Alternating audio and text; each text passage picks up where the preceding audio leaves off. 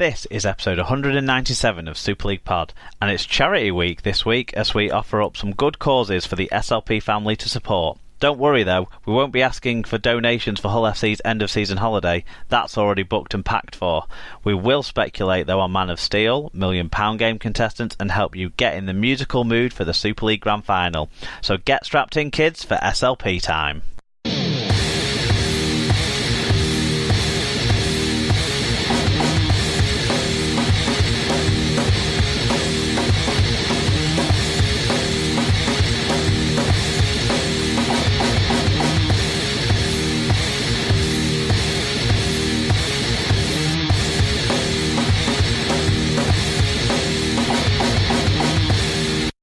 Hello listeners, welcome to episode 197 of the Super League Pod. This is your regular host Mark here, and this week I'm delighted to be rejoined for the first time in a while by Tim Griffiths of, Rugby League nut fame as well as Coventry ground announcing fame. How are you, Tim? Yes, I'm good. Yeah, a couple of bad weeks, a couple of good weeks, but yeah, all good. Yeah, I'm like the French. I just take all of August off. Excellent stuff. Okay. Well, you've got some interesting stuff to tell us about in the sort of feedback section that we're just going to run through a few bits on. So we'll probably hear a little bit more about what you've been up to and what you're going to be up to in that, I suppose. Is there any burning stories you do need to tell us about your time away from the show?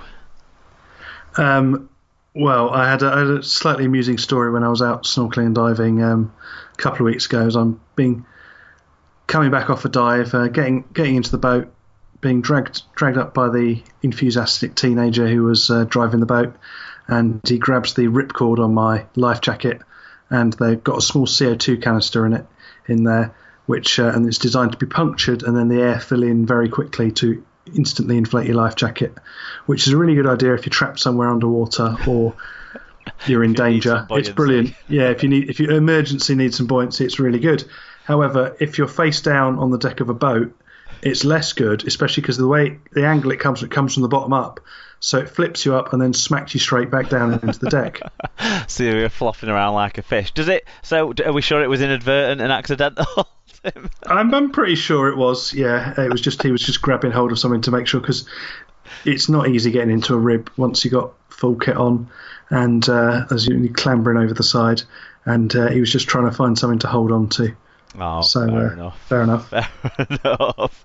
That's a very funny way to start the show off. Right, we've got a little bit of news that we're going to go through. There's no really. What about you? We haven't done you. What about your? How's your week been? What have I been up to? I have been trying to catch up with friends and stuff after kind of rugby league times. So met up with some of my old school friends last week. One of them was in a motorbike accident about just over a year ago, and after it had all been sorted out, they realised that he'd also broken a bone in his right hand, having thought he'd only damaged his left hand and wrist and stuff, and that had all been repaired, but now he's had to have a new operation to break and then sort of reset his kind of where his wrist and where his thumb and his hand and the wrist all sort of meet around there. So he's got his right hand in a cast, but he's the kind of person who doesn't really think things through.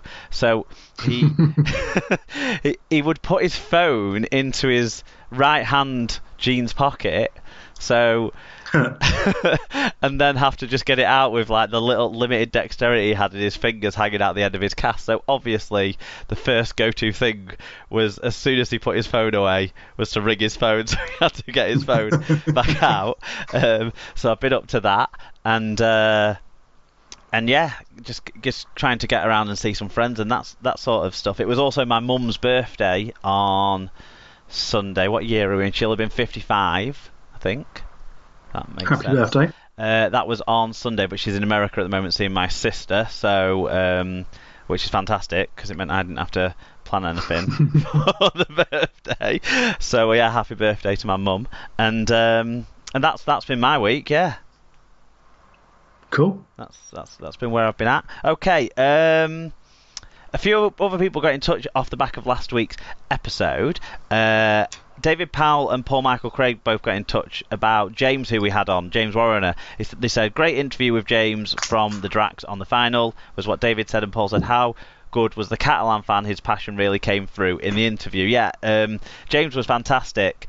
Check it. I think I gave out his Twitter handle for his Catalans-themed account, which is sangetor.com, all spelled out.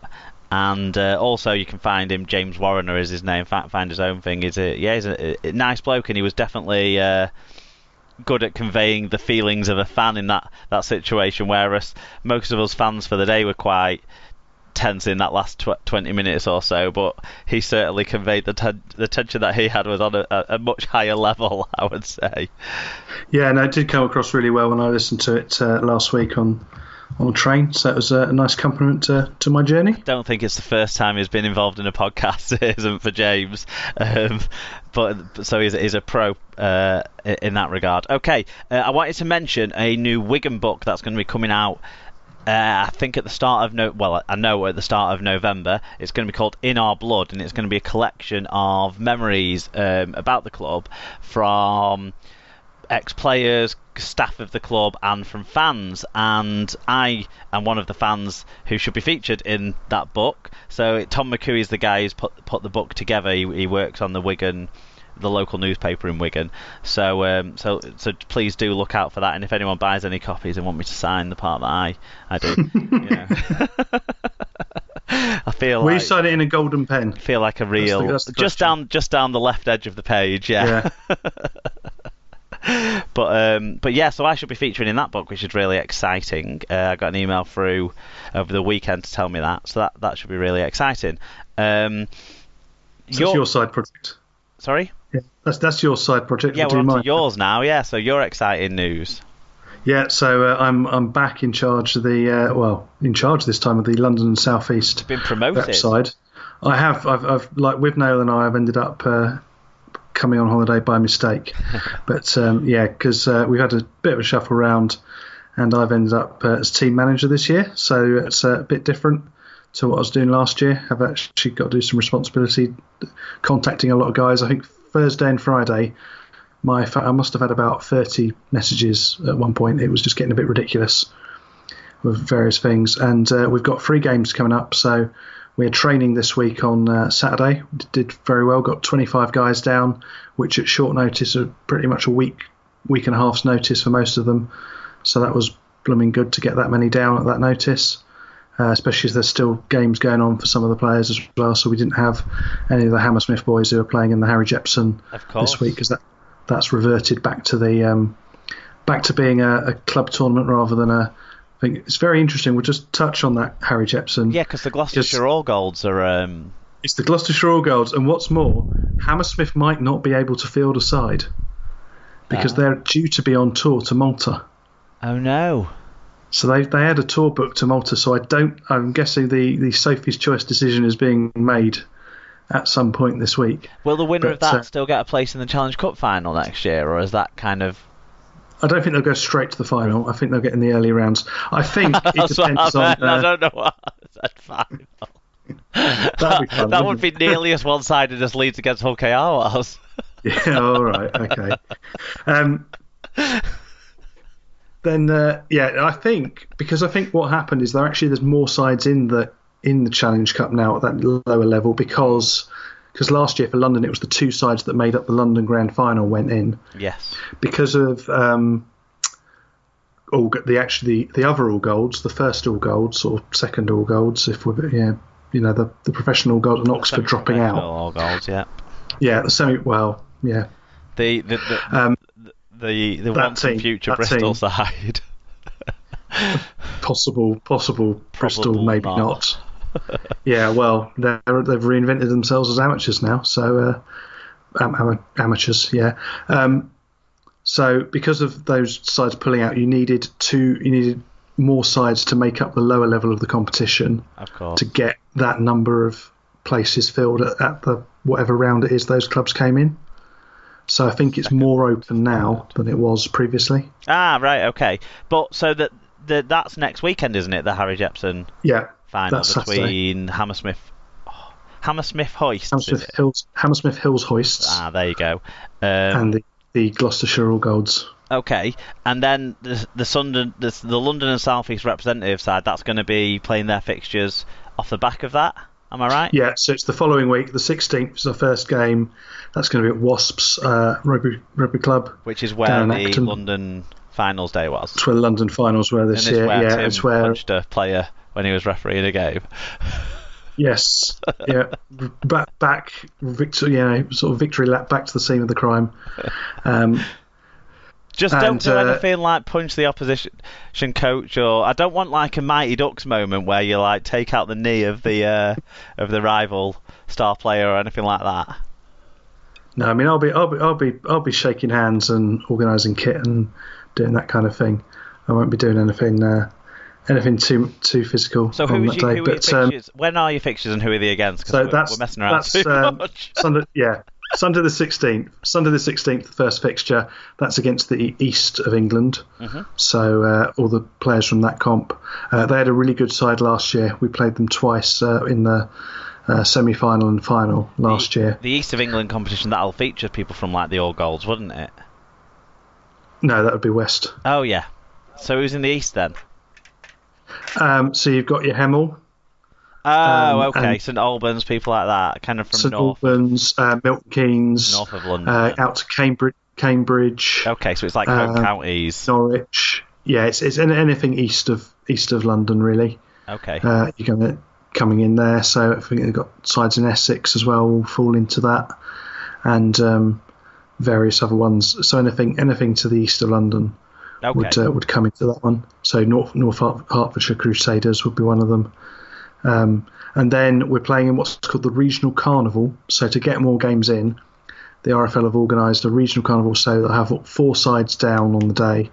Oh, right. So it'll be the west of England. So that'll be Oxford All Golds, Bristol, that kind of region. And Reading. That'll be in the west of England region. So they'll be playing Swindon, St George, and then you also have the Southwest will be competing in that tournament along with us and Easts. And the Southwest would be our friends down at the Cambridge Trojans. For example. And Saltash. Cornish Rebels.